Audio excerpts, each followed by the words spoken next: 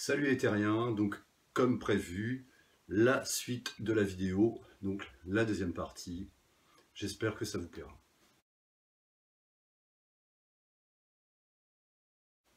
Alors cette séquence, elle s'appelle tout simplement un album. Je vais prendre régulièrement un album de ma discothèque pour vous le présenter. Et voilà, c'est un album que j'aime tout particulièrement. Souvent on flirte avec le chef-d'œuvre, on peut le dire. Voilà. Alors là, j'ai décidé de vous présenter un album qui est sorti en 1991, qui est classifié, on va dire, dans le grunge. On y reviendra parce que je trouve que c'est pas totalement vrai. Voilà. Alors c'est pas Pearl Jam, parce que Pearl Jam en 91 ont sorti Ten. Et puis bien sûr, c'est pas Nirvana, c'est pas Nevermind de Nirvana. C'est le troisième album, le troisième grand album grunge de l'année 91. C'est Badmotorfinger de Soundgarden. Voilà. Alors à l'époque, je l'avais acheté en CD, je l'ai racheté il y a 2-3 ans en vinyle. Je suis tombé sur un pressage pas trop cher. J'étais vachement content.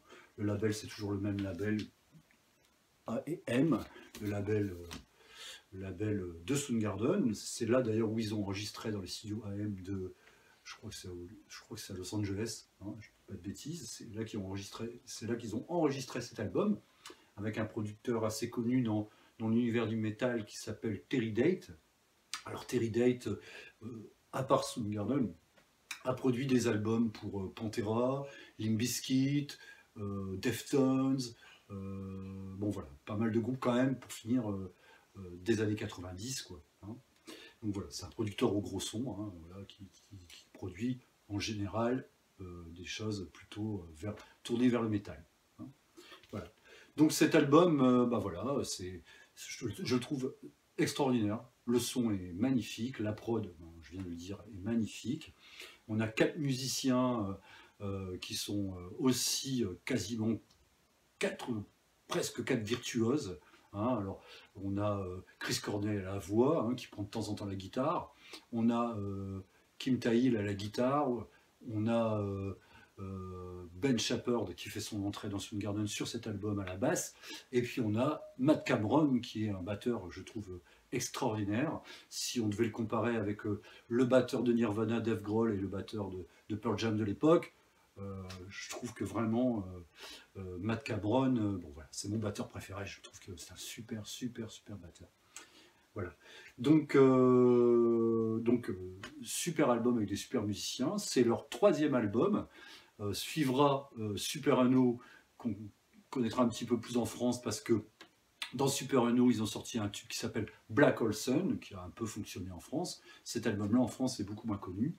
Aux États-Unis, beaucoup plus connu, puisqu'il a été double platine, il faut le savoir. Il s'est bien vendu, il a été un peu occulté par Nevermind, ce qui est un petit peu normal, parce que comme il s'est vendu encore plus, et qu'on parlait que de Nirvana en 91, beaucoup de Nirvana, on parlait moins de Soundgarden. Alors moi, j'avais vu Soundgarden à cette époque-là, parce que je suis allé voir le concert de Guns N' Roses à Paris, c'était à Vincennes, je crois. Je ne sais même plus, et ils étaient en première partie, avec Festomore, je crois, d'ailleurs, et c'était excellent. Donc revenons sur cet album. J'aime cet album parce que, bon, pour moi, c'est pas du tout un album grunge. Il faut savoir que j'ai découvert Soundgarden par un cousin qui écoutait ça déjà en 88, ou peut-être même 87, et il écoutait ça avec Fest No More. C'est deux groupes qui sont sortis un peu en même temps, donc voilà, ils ont sorti 2 albums avant celui-là, et voilà, et on parlait pas de grunge à cette époque-là. C'était assez lourd, comme cet album d'ailleurs. Ils sont assez, bon, c'est un peu des petits enfants aussi de Black Sabbath. Il y en a beaucoup des petits enfants de Black Sabbath, mais pas seulement, parce qu'on pouvait les comparer aussi à Led Zeppelin. Donc vous voyez quand même, sacré mastodonte, parce que bon voilà, ils ont des petits côtés un petit peu aériens comme ça, parfois des côtés un petit peu psychés. C'est un peu doom dans leur musique, c'est-à-dire que c'est un peu lourd, enfin surtout à cette époque-là, un peu stoner rock aussi, puisque qui dit musique lourde, voilà, assez heavy aussi, même si on n'est pas dans le stéréotype heavy metal, style Iron Maiden, tout ça, rien à voir, mais dans le son, voilà, dans la façon de chanter, hein, la façon de chanter de Chris Cornell est quand même assez heavy, hein, c'est une voix assez aiguë, hein, il aurait pu chanter dans Deep Purple par exemple, assez facilement, voilà. Hein. Donc ils ont plein d'influences, et ces influences sont quand même bien digérées, parce ils ont vraiment leur personnalité, hein, c'est pour ça que j'aime beaucoup.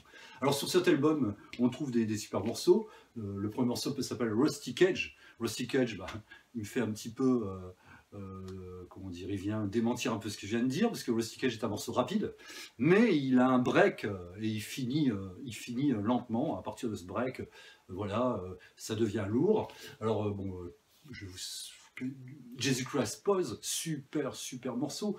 D'ailleurs, Jesus Christ Pose, il est sorti un clip à l'époque, en 91 ou 92, je ne sais plus, qui a été censuré par MTV, parce que bon, dès qu'on parle de religion, et surtout de Jésus-Christ, aux États-Unis, ben, voilà, c'est toujours voilà, censuré. Qu'est-ce qu'il y a encore Searching with My Good Eyes Closed, assez psyché, magnifique. Enfin voilà, c'est un album que je recommande. Alors je l'ai pris volontairement par rapport à la séquence d'avant qui était basée un petit peu fin 60, début 70. Ça, on est bien sûr en début des années 90. Mais voilà, il y a quand même des influences 70s dans cet album, sûrement pas dans le son, hein, le son reste quand même le son d'une époque, hein, le son de 90, quoi. Mais dans les influences musicales, ça se ressent. Alors, je l'ai déjà dit, il a été double platine. Alors son nom, Bat Motorfinger, je l'ai appris récemment en faisant des recherches pour cette présentation. C'est le guitariste Tahil qui a eu l'idée de l'appeler comme ça, parce que je pense qu'il aimait bien, enfin d'après ce que j'ai pu lire, l'album de Montrose qui s'appelle Bat Motor Scooter, et donc il trouvait rigolo de l'appeler Bat Motorfinger. Donc voilà, il paraît que ça vient de là. Un album d'ailleurs que je présenterai peut-être un jour, que j'adore vraiment. Donc voilà, alors j'espère que ça vous donnera l'envie de l'écouter. Je vais peut-être vous montrer voilà, le macaron. Hein, donc un pressage AM. On est sur un pressage européen, hein, je crois. Je n'ai même pas vérifié, je vous dirais franchement. Ouais, un pressage européen, donc je ne sais pas où il était pressé vraiment. Voilà. Hein. Donc, Bat Motorfinger de Soundgarden, un disque vraiment que je recommande et qui n'a pas vieilli. Voilà, moi je l'ai écouté, je l'ai réécouté hier soir avant la séquence d'aujourd'hui, histoire de me remettre dans le bain, et franchement, c'est un régal. C'est un long album, hein. C'est pas un album court, je sais pas combien il dure, mais en tout cas il dure pas 40 minutes, on doit flirter pas loin des 45 minutes, voire même beaucoup plus, quoi. Voilà.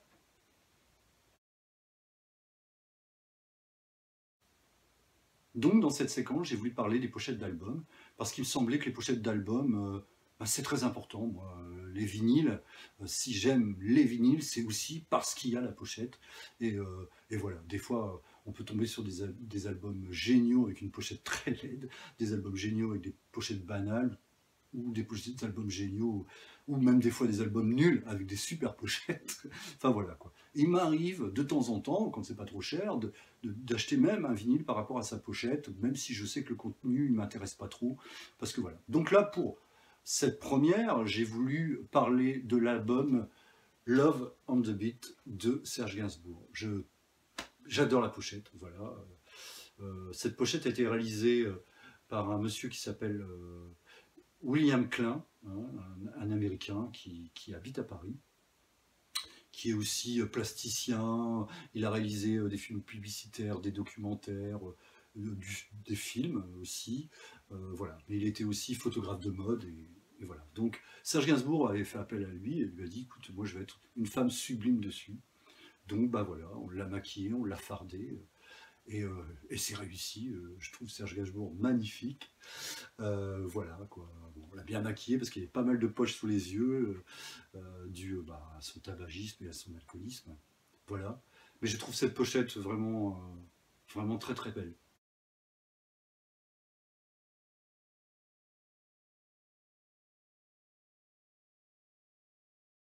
Alors, pour cette séquence, je vais vous présenter autre chose qu'un support musical. Là, je vais vous présenter un livre que je viens de terminer, que j'ai dévoré en quelques jours. Il s'agit de l'autobiographie de Tina Turner. Voilà, alors c'est paru chez HarperCollins en version poche, voilà, pour la modique somme de 7,40 pour tout dire. Donc un bouquin que j'ai adoré. Alors je collectionne, enfin j'ai quelques vinyles de Tina Turner, surtout de la période Ike et Tina Turner. Ike était, comme il est dit dans le bouquin, vraiment un sale type, mais c'est ma période préférée, voilà, parce elle est teintée de soul, de blues, de rhythm and blues, de rock, donc j'aime beaucoup cette période. Après, ce sera un petit peu plus, enfin, c'est premiers albums solo sont encore assez bien, et après, quand on va s'enfoncer dans les années 80, bon, bah, Tina nous fera plutôt un rock FM bon, que j'aime beaucoup, beaucoup moins. Bon, pour revenir au bouquin, le bouquin est super. Alors, l'écriture, enfin, c'est écrit le style d'écriture est vraiment, enfin, je veux dire par là, c'est assez fluide, donc c'est très facile à lire, donc c'est pour ça qu'on le dévore en quelques jours. L'histoire est passionnante, quand c'est en plus une histoire vraie, quand c'est qu'elle est née dans une petite bourgade américaine et qu'elle finira dans les plus grands stades du monde entier. Ben voilà quoi. Et Tina Turner, c'est surtout une battante. C'est une femme qui a une vie semée d'embûches. Il n'y a pas que Ike dans cette vie semée d'embûches. Il y en aura bien d'autres, la maladie, et j'en passe, et j'en passe. Et vous verrez qu'elle arrive toujours à avancer, à passer au-dessus de tout ça, et vraiment un sacré bout de femme qui a une force de caractère qu'on ressent quand elle chante d'ailleurs, hein. C'est très puissant. Donc je vous recommande ce livre tout particulièrement, Autobiographie de Tina Turner. Donc voilà, la fin de ma première vidéo, même si elle a été coupée en deux. À la base, c'est une seule vidéo. J'essaierai la prochaine fois d'être plus concis. Pas évident d'être, comment dire, intéressant, d'amener des choses, de partager en étant concis. Et voilà, j'aime bien qu'il y ait un petit peu de fond, mais je me rends compte que c'est compliqué et je vais sûrement m'améliorer. Donc voilà, en tout cas, je vous remercie beaucoup. N'hésitez pas, bien sûr, à liker. N'hésitez pas à mettre vos commentaires pour me faire évoluer. Et sur ce, je vous dis à bientôt.